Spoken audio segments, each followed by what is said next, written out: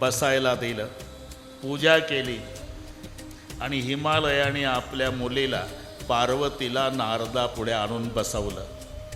ही माझी कन्या, हिचं नाव पार्वती, हिचं भविष्य सांगा.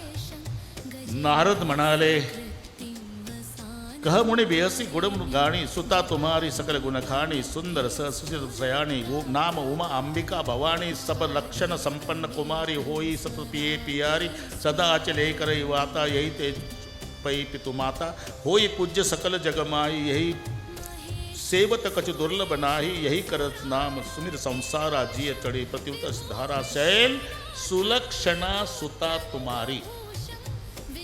अतिशय सुलक्षणी कन्या आहे, पण एक 4-2 गुण वाईट आहे. वाईट म्हणजे हिला जो पती मिळणार आहे, हां ते तर महत्त्वाचं सांगा ना.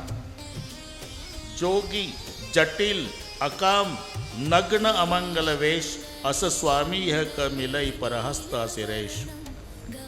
त्याचं काळीवर शेत नाही, पांढरीवर घर नाही, त्याला माय नाही, त्याला बाप नाही, त्याला बहीण नाही, त्याला भाऊ नाही, त्याला शत्रू नाही, त्याला मित्र नाही.